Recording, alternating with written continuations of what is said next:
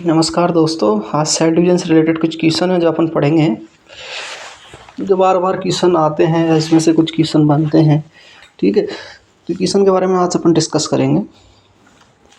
पहला क्वेश्चन है कि division of the cytoplasm is consider as the, मतलब साइटोप्लाज्म का जो डिवीजन है उसे क्या कहेंगे अपन या क्या कंसीडर करेंगे, तो क्या कहते हैं?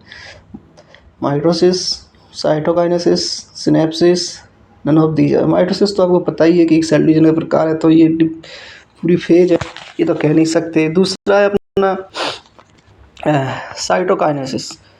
ठीक है, तो इसमें जो आंसर रहेगा वो क्या रहेगा? साइटोकाइनेसिस रहेगा, क्योंकि साइटोकाइनेसिस ही राइट आंसर रहेगा। और साइटोकाइनेसिस का मतलब होता है साइटोप्लाज्म का डिवीजन, और न्यूक्लियस का डिवीजन क्या कहलाता है? कैरियोकाइनेसिस। तो ये दो टर्म्स हैं, कई बार पूछी जाती हैं, इसका मतलब आपको पता रहना चाहिए। मैंने आपको एक ट्रिक बताई थी कि साइटोप्लाज्म में साइटो होता है, तो उससे आप रख सकते हो कि साइटोकाइनेसिस साइटोप्लाज्म रिलेटेड है। कैरियोकाइनेसिस में केंद्रक कहते हैं न्यूक्लियस को, तो न्यूक्लियस का क्या कहलाएगा? सेल डिवीजन कैरियोकाइनेसिस, ये याद रखना है। नेक्स्ट है दूसरा क्वेश्चन, स्टेज वेयर क्रोमोसोम्स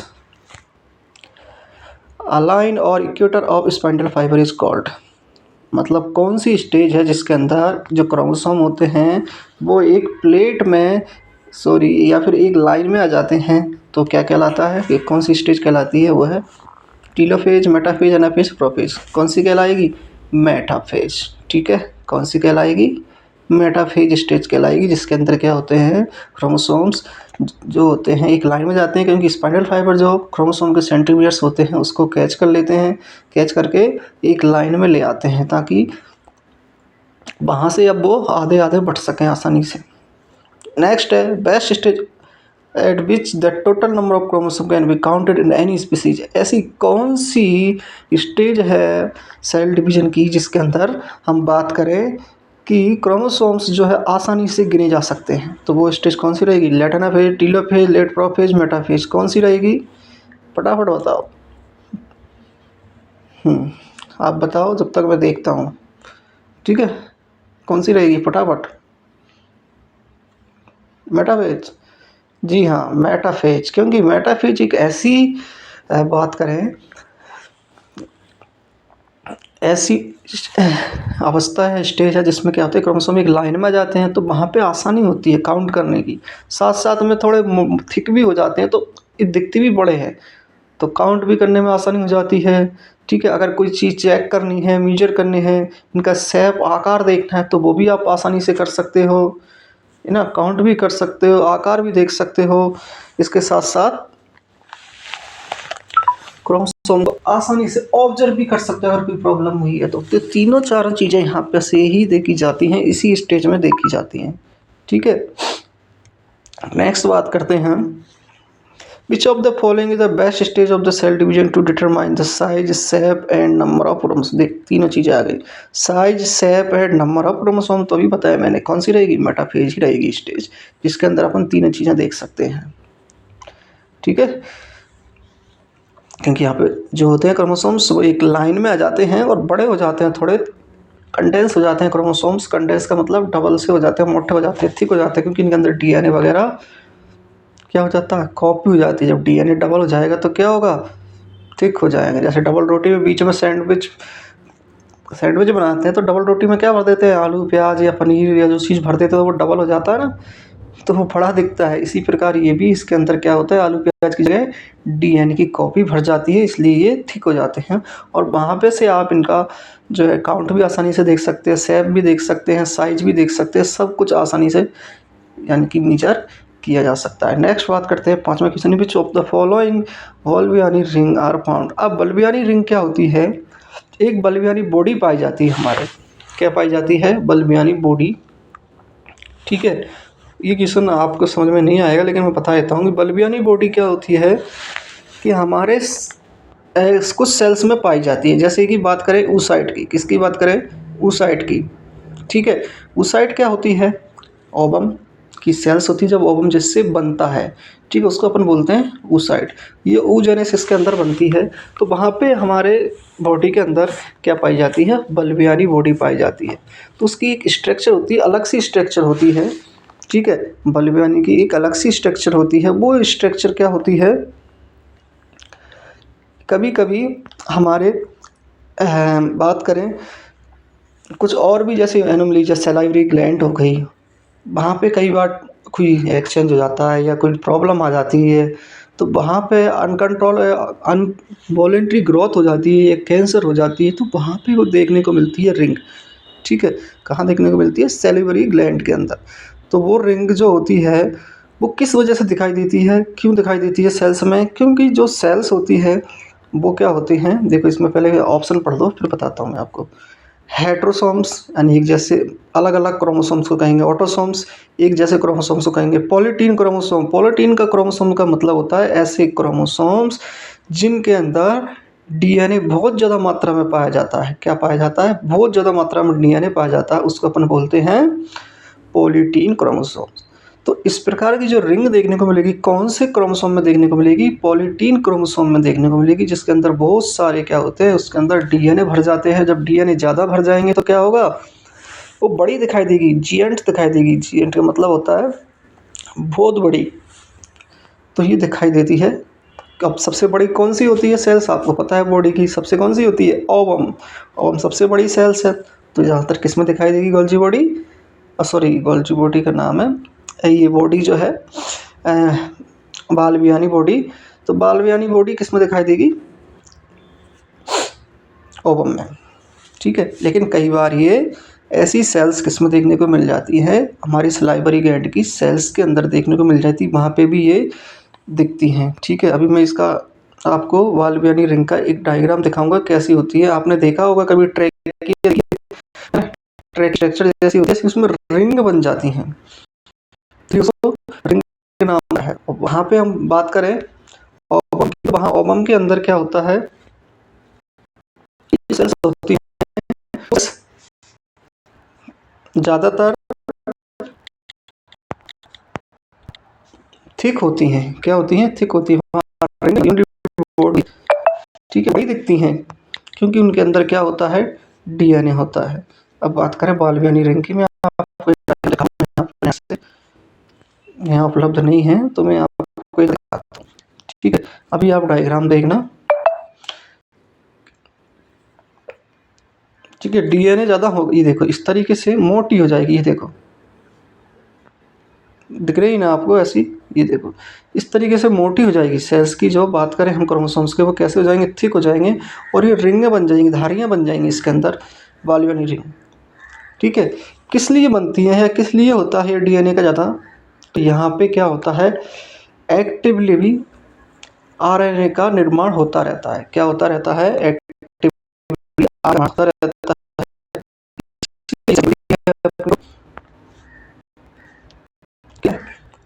तो ये जो है पॉलीटीन क्रोमोसोम में देखने मिलेगी। पॉलीटीन क्रोमोसोम्स का मतलब होता है कि ऐसा क्रोमोसोम्स जो थिक हो जाता है। तो कहाँ मिलेगा ये? ओवम के अंदर देखने को मिलेगा। यहाँ पे 2-3 क्वेश्चन आ जाते हैं कि पॉलीटीन क्रोमोसोम्स नॉर्मली कहाँ पाया जाता है, तो ये ओवम की oocyte सेल्स के लिए पाया जाता है। oocyte सेल्स में जो क्या करता है? ओवम का निर्माण करता है। क्या करता है? ओवम का निर्माण करता है। अब ये ओवम का निर्माण कैसे करता है? तो क्योंकि इसके अंदर बहुत सारा डीएनए पाया जाता है। ठीक है, वो डीएनए क्या करता है? एमआरएनए का एक्टिवली न्यूट्रिशन या सॉरी एक्टिवली सिंथेसिस करता रहता है। जब एमआरएनए का एक्टिवली सिंथेसिस करता रहेगा तो क्या होगा? उस सेल्स को उससे ऊर्जा मिलती है, क्योंकि आरएनए जो सेल्स होती है जो ओवम आगे जाता है तो उसमें स्टोर होता है। आपने देखा होगा वो कई दिनों तक फैलोपियन ट्यूब में घूमता है, तब जाके उसका फर्टिलाइज होता है। तो तब तक उसके अंदर ऊर्जा का संचार कौन करता है? आरएनए ही करता है। वो आरएनए प्रोटीन का सिंथेसिस में लगातार होता रहता है। वो इसी वजह से होता है क्योंकि इसके अंदर क्या होता है? बालबियानी बॉडी होती है। ठीक है, तो वहाँ इसका योगदान है, कंट्रीब्यूशन है। क्लियर है? अब कोई दिक्कत तो नहीं है, कैसे भी क्वेश्चन आ जाए आपको समझ में आ जाएगा। नेक्स्ट बात करते हैं, which of the following structure always vanish during mitosis and meiosis? ऐसी कौन सी स्ट्रक्चर है, चाहे वो माइटोसिस सेल डिवीजन हो या मियोसिस सेल डिवीजन हो, वैनिश का मतलब होता है एक तरीके से हट जाती है, घुल जाती है। तो आप क्लियर बता दोगे, जैसे मैंने बोला क्वेश्चन आपको समझ में आ जाएगा ना। वैनिश का मतलब वहीं पे आप क्लियर है, यानी कि मेम्ब्रेन डिसअपियर हो रही है। क्या होती है स्ट्रक्चर, कौन सी होती है? न्यूक्लियस और न्यूक्लियस मेम्ब्रेन। दो ही स्ट्रक्चर है जो क्या होती है हमारी बॉडी के अंदर डिजॉल्व होती हैं। ठीक है, अब इसमें ऑप्शन देखा प्लाज्मा मेम्ब्रेन, प्लास्टेट, ये तो सेल्स में होती नहीं है। प्लास्टेट तो ये तो नॉर्मल सेल्स नॉर्मली प्लांट्स के अंदर पाई जाती है, ह्यूमन सेल्स में होती नहीं प्लाज्मा मेम्ब्रेन। ठीक है, दूसरा है प्लाज्मा मेम्ब्रेन तो नहीं घुलती है, क्योंकि प्लाज्मा मेम्ब्रेन घुल गई तो फिर सेल्स ही बिगड़ जाएगी। तो कौन सी मिलेगी? न्यूक्लियस। एक तो न्यूक्लियस जो होता है यानी कि सेल्स के न्यूक्लियस के अंदर भी एक छोटा सा भाग होता है न्यूक्लियोलस, वो घुल जाता है, और दूसरा न्यूक्लियर मेम्ब्रेन घुल जाती है। क्लियर है? हाँ जी। नेक्स्ट बात करते हैं, duplication of centrosome take place in which of the following phase.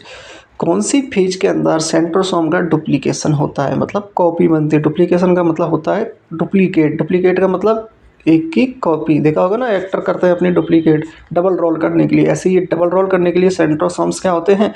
Copy कर लेते हैं। कौन सी फेज में होती है? S phase, G0 phase, G1 phase? फटाफट बताओ, आपको पढ़ाया था इंटरफेज। इंटरफेज का ही क्वेश्चन है, जल्दी से बताओ। ठीक है, क्या बता रहे हो? S phase. हाँ, बिल्कुल सही आंसर। एस फेज के अंदर ही क्या होती है? कॉपी होती है डीएनए की।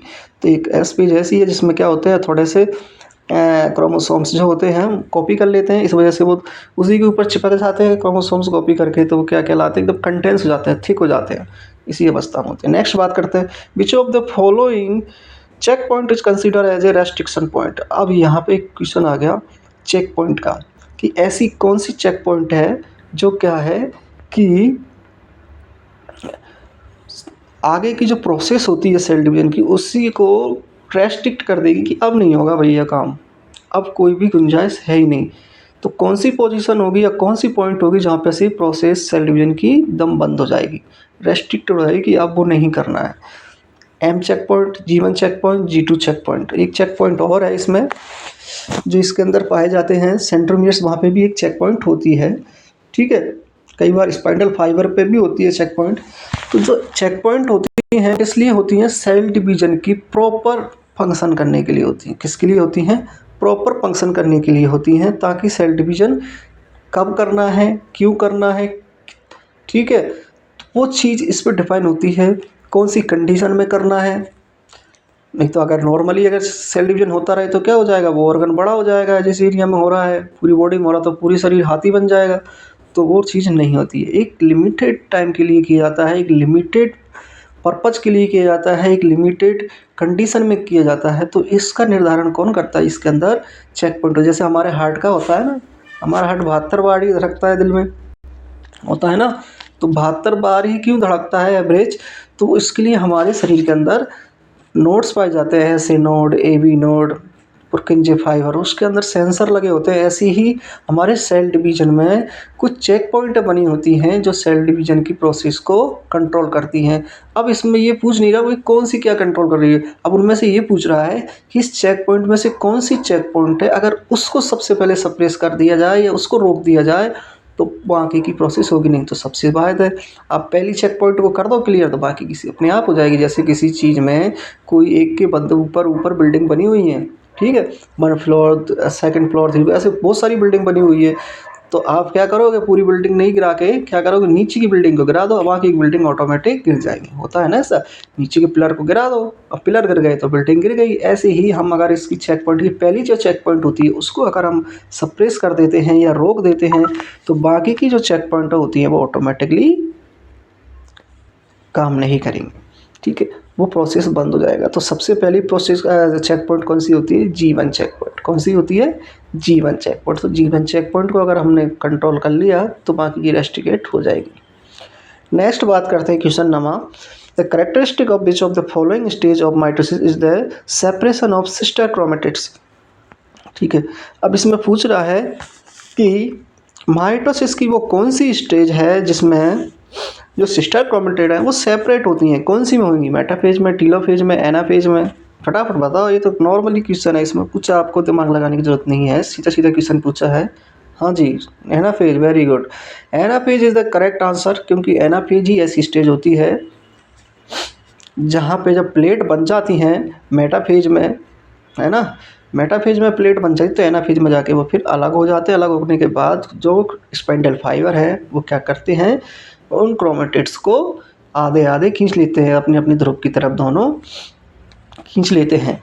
ठीक है, तो कौन सी में होगी, एनाफेज में, ये याद रखना। नेक्स्ट बात करते हैं, during which of the following stage of mitosis the cell division individual chromosome become distinct through the light microscope. अब इसमें पूछ रहा है कि ऐसी कौन सी स्टेज है माइटोसिस की जिसके अंदर हमें माइक्रोस्कोप, वो भी हैवी वाला लाइट माइक्रोस्कोप की आवश्यकता पड़ेगी सेल्स को देखने के लिए। तो कौन सी स्टेज में हमें सबसे, कहने का मतलब सबसे छोटे दिखाई देंगे क्रोमोसोम्स। तो जाहिर सी बात है, बच्चा पेट में कब रहेगा छोटा, शुरुआती अवस्था में। कब रहेगा, शुरुआती अवस्था में। जितनी अवस्थाएं बढ़ती जाएंगी, ट्राइमेस्टर बढ़ते जाएंगे, बच्चा बड़ा होता जाएगा, दिख जाए। ऐसे ही क्रोमोसोम्स है। सबसे छोटी अवस्था यानी कि सबसे पहली अवस्था कौन सी होती है, तो आप फटाफट बता दोगे कौन सी है, टीलोफेज है, एनाफेज है, प्रोफेज है या मेटाफेज है, कौन सी है, फटाफट बताओ कौन सी है, प्रोफेज। वेरी गुड, प्रोफेज सबसे पहली अवस्था है। बस आपको क्वेश्चन समझना है कि कह क्या रहा है। क्वेश्चन अगर आपको समझ में आ गया तो आंसर ऑटोमेटिकली समझ में जाएगा, ये ध्यान रखना है। ठीक है, यहाँ पे पूछ यही रहा है कि भाई कौन सी लाइट माइक्रोस्कोप के अंदर अपन उसको आसानी से डिस्टिंक्ट कर सकते हैं, देख सकते हैं। तो कौन सी कर सकते हैं, प्रोपेज फर्स्ट के अंदर या प्रोपेज फेज के अंदर अपन आसानी से देख सकते हैं, क्योंकि वहाँ पे बहुत छोटे होते हैं तो वहाँ पे लाइट माइक्रोस्कोप से ही दिखेंगे। क्लियर है। 10वां क्वेश्चन। अब नेक्स्ट है 11वां क्वेश्चन। 11वां क्वेश्चन है, ये बाइवेलेंट कंसिस्ट ऑफ, बाइवेलेंट किसे कहते हैं या बाइवेलेंट के अंदर क्या पाए जाते हैं, 2 क्रोमेटिड्स और 1 सेंट्रोमियर्स, क्या 2 क्रोमेटिड और 2 सेंट्रोमियर्स, क्या 4 क्रोमेटिड और 2 सेंट्रोमियर्स, या 4 क्रोमेटिड है 4 ही सेंट्रोमियर्स। फटाफट बताओ बाइवेलेंट का मतलब क्या होता है, पहले तो ये बताओ। ठीक है, तो बाइवेलेंट का मतलब होता है, मैंने आपको बताया कि जब क्रोमोसोम्स क्या होते हैं, नज़दीक आते हैं, किसके लिए, क्रॉसिंग ओवर के लिए, तो दोनों के क्रोमेटिड्स अलग अलग, दोनों क्रोमोसोम्स के अलग अलग क्रोमेटिड क्या करते हैं, एक दूसरे से टच करते हैं। क्या करते हैं, टच करते हैं। तो वहाँ पे एक ब्रिज का निर्माण होता है जिसे अपन बोलते हैं काइस्मेटा। तो वो जो सेल्स होती हैं क्रॉसिंग ओवर के लिए तैयार होती हैं, उनको अपन क्या बोलते हैं, क्रोमोसोम्स को, उन क्रोमोसोम्स को क्या बोलते हैं, जो बाइवेलेंट क्रोमोसोम्स बोलते हैं। क्या बोलते हैं, बाइवेलेंट क्रोमोसोम्स। तो उनके अंदर क्या होते हैं, 2 क्रोमोसोम्स। एक क्रोमोसोम्स में कितने फलक होते हैं, कितने होते हैं, 4 होते हैं ना। तो भाग कितने लेंगे, एक क्रोमोसोम्स का आधा हिस्सा भाग लेगा, आधा उस क्रोमोसोम्स का भाग लेगा। तो एक प्रॉपर क्रोमोसोम्स में 4 होते हैं क्रोमेटिड, तो इसके अंदर भी क्रोमोसोम्स तो 4 रहेंगे, लेकिन नॉर्मली क्रोमोसोम में सेंट्रोमियर्स 1 होता है। अब यहाँ पे क्या होगा, आधे आधे होंगे तो क्रोमोसोम्स को, सेंट्रोमियर्स को भी कॉपी बनानी पड़ती है। तो क्रोमोसोम, अब सेंट्रोमियर्स भी कितने हो जाएंगे, 2 हो जाएंगे। तो इसका करेक्ट आंसर रहेगा 2 सेंट्रोमियर्स रहेंगे और 4 क्रोमेटिड्स। क्या रहेंगे, 4 क्रोमेटिड्स और 2 सेंट्रोमियर्स। और बाइवेलेंट का मतलब होता है अलग अलग सेल्स, वो अलग अलग क्रोमोसोम्स के रहेंगे, वो एक के नहीं रहेंगे, अलग अलग, आधे उसके और आधे उसके। इसी को अपन बोलते हैं बाइवेलेंट क्रोमोसोम्स। क्लियर है, ओके। मतलब 2 अलग अलग क्रोमोसोम्स का एक क्रोमोसोम्स बनता है यहाँ पे, ये आपको ध्यान रखना है। लेकिन उसके अंदर 4 तो अपने आप क्या मिलेंगे, क्रोमेटिड्स रहेंगे, 4 फलक रहेंगे उसके, और 2 सेंट्रोमियर्स रहेंगे बीच में। नेक्स्ट बात करते हैं 12वां question. Meiosis has evolutionary and significance because it result in, अतः कौन सा ऐसा म्यूसिस है या म्यूसिस के अंदर ऐसी कौन सी अवस्था है, क्या चीज़ है जिससे अपन उसको कह सकते हैं कि ये इवोल्यूशनरी है और ये सिग्निफिकेंट है। तो क्या होगा इसके अंदर, किस वजह से इसको इवोल्यूशनरी कहा जाता है, किस वजह से इसको सिग्निफिकेंट कहा जाता है, मतलब बहुत अद्भुत है, इससे लोगों का मतलब एक नहीं वो विकास आता है, किस वजह से आता है। तो किस वजह से आएगा इसके अंदर विकास, इसकी बात करें तो इसमें जो राइट आंसर रहेगा वो, एक तो इसके अंदर क्या होते हैं, 4 डॉटर सेल्स बनते हैं। क्या बनते हैं, 4 डॉटर सेल्स बनते हैं। लेकिन 4 डॉटर सेल्स से कोई इवोल्यूशन नहीं आएगा। क्या नहीं आएगा, इवोल्यूशन नहीं आएगा। जो इवोल्यूशन आएगा वो किस वजह से आएगा, एग और स्पर्म इससे बनते हैं, और एग और स्पर्म बना के नई प्रजाति या हमारी जो पीढ़ी है उसको दर बदर ले जाते हैं। तो ये इवोल्यूशनरी इसका एक फ़ायदा है, एक चमत्कारी फ़ायदा इसी का, यह चमत्कारी वरदान है जो हमारे लिए इस सेल डिवीजन का, यही है कि इससे एग और स्पर्म का निर्माण होता है। ठीक है, तो 12वें क्वेश्चन का आंसर रहेगा egg and sperm. Genetically similar तो डॉटर सेल्स होती नहीं है, 4 डॉटर सेल्स बनती हैं लेकिन उससे कोई इवोल्यूशन नहीं होगा। रिकम्बिनेशन मतलब इसमें कुछ रिकम्बिनेशन की जरूरत नहीं है। इसमें जो रहेगा राइट आंसर रहेगा एग एंड स्पर्म, याद रखना। ठीक है, एग एंड स्पर्म। नेक्स्ट है अपना क्वेश्चन 13वां। इसमें पहले डॉट डॉट दिया गया एंड कॉइन द, एंड के बाद फिर खाली जगह दी गई है, फिर कॉइन द टर्म मियोसिस। इसका मतलब ये है कि जो मियोसिस वर्ड है वो किसने दिया। 2 वैज्ञानिकों के नाम आपको दोनों में भरने हैं। पहला Ben Brian and Hartwig, Bobbery and Stuka, Wally and Hotpair, Farmer and Moore. तो मैं बता दूं आपको थोड़ा याद नहीं होगा या पढ़ा नहीं है अपन ने इस बारे में, तो थोड़ा सी जानकारी देता हूँ कि इसका जो सबसे पहले जो खोज की थी वो किसने की थी। हार्टविग जो है इसमें लिखा हुआ है पहले के अंदर, उसने की थी, खोज की थी इसने, नाम नहीं दिया था। खोज किसने की थी, हार्टविग ने की थी। इनको नोबेल पुरस्कार भी मिला था हालांकि, लेकिन इसका जो रीज़न था वो यही था कि इन्होंने नाम नहीं दिया था पहले, इसका कुछ और नाम दिया था, मियोसिस नाम नहीं दे पाए थे। ठीक है, और इसके बाद इसकी जो नाम दिया था वो 2 वैज्ञानिक थे जिनका नाम था मूरी और फार्मर। कौन था, मूरी और फार्मर, JB फार्मर और JES मूरी। इनने 1905 में नाम दिया था, जबकि इसकी खोज हो गई थी 1876 में। वो किसने करी थी, ऑस्कर विजेता हार्टविग ने की थी, जो जर्मन बायोलॉजिस्ट है। इसने सबसे पहले मियोसिस सेल डिवीजन को खोजा था। किसके अंदर खोजा था, एक समुद्री अर्चिन एग के अंदर इन्होंने खोजा था। 1876 में खोज लिया था, लेकिन इसकी जो नाम बाद में दिए गए, 1905 में इसका नाम दिया गया था। दोनों वैज्ञानिकों का नाम है मूरी एंड फार्मर, याद रखना है आपको। ठीक है, नेक्स्ट बात करते हैं 14वां question. The stage which the serve as a connecting link between meiosis first and meiosis second. ऐसी कौन सी लिंक है जो मियोसिस फर्स्ट और मियोसिस सेकेंड को जोड़े रखती है। ठीक है, कौन सी स्टेज है जो इसको जोड़े रखती है। पहला interphase 2, interphase first, interkinesis, none of above. अब ये क्वेश्चन थोड़ा सा आपको पूछ लिया है डीप सा, बस थोड़ा सा दिमाग लगाना है आपको, ज़्यादा भी डीप नहीं है, थोड़ा सा दिमाग लगाना है। जल्दी बताओ कौन सी ऐसी लिंक है जो मियोसिस फर्स्ट और मियोसिस सेकंड को जोड़ती है या उनको जोड़े रखने का काम करती है। फटाफट बताओ। हाँ, नहीं पता, चलो बता दो, इंटरकाइनेसिस है। कौन सी है, इंटरकाइनेसिस। ठीक है, ये ऐसी फेज होती है जिसके अंदर क्या होता है, सेल डिवीजन थोड़ी देर के लिए आराम करता है, रेस्टिंग अवस्था में रहता है। किस में रहता है, रेस्टिंग अवस्था में।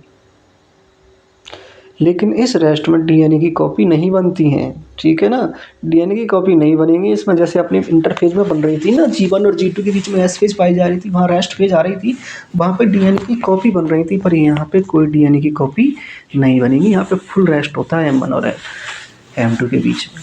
तो ये चीज़ आपको याद रखनी है। कौन सी फेज है, इंटरकाइनेसिस फेज कहते हैं उसको। नेक्स्ट बात करते हैं, if the individual want to view diakinesis which of the these would be. मतलब डाइकाइनेसिस के अंदर हमें चेक करना हो, जो सेल्स की प्रोसेस होती है उसको अगर हमें चेक करना हो तो हमें किसका इस्तेमाल करते हैं, या जो साइंटिस्ट होते हैं, माइक्रोबायोलॉजिस्ट होते हैं, वो किस चीज़ का इस्तेमाल करेंगे। तो यहाँ पे है, पहला हेयर का, बाल का इस्तेमाल करेंगे, दूसरा लीफ, पत्तियों का इस्तेमाल करेंगे, तीसरा ऑनियन रूट्स का इस्तेमाल करेंगे, और चौथा है फ्लावर बर्ड्स का इस्तेमाल करेंगे।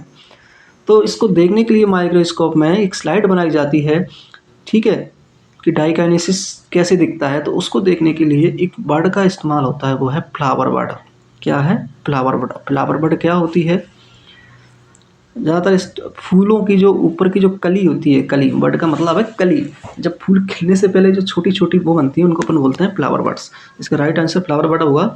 और अपन बात करें इसमें तो ये रहा, देखो ये फ्लावर है, ऊपर छोटा सा फ्लावर आया है, उसकी ये कली है। इसका इस्तेमाल किया जाता है किसमें, इसको चेक करने के लिए। इसको क्या करते हैं, स्टेन भी किया जाता है।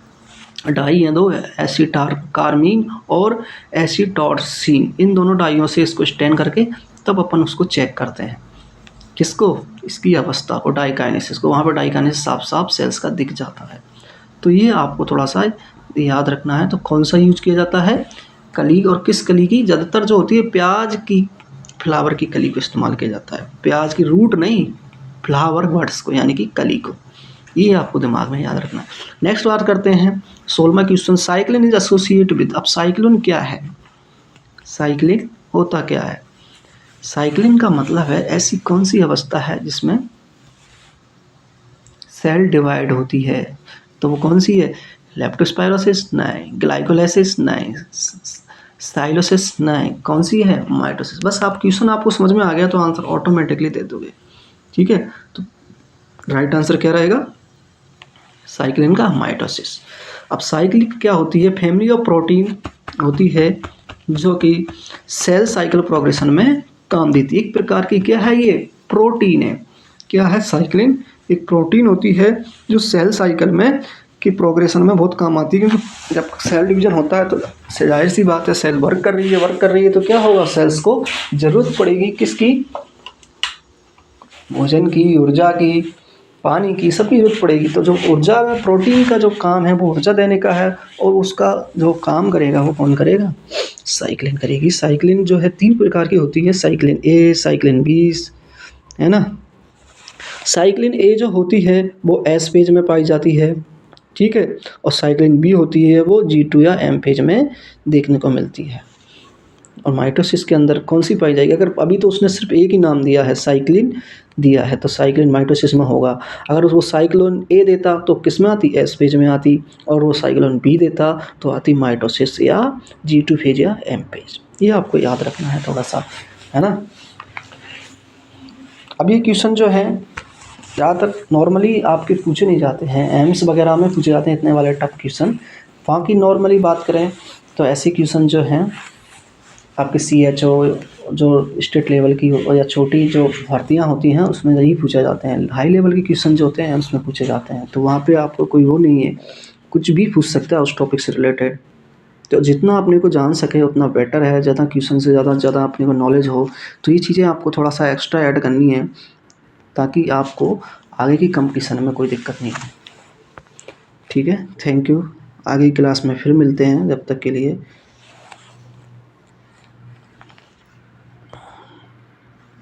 धन्यवाद।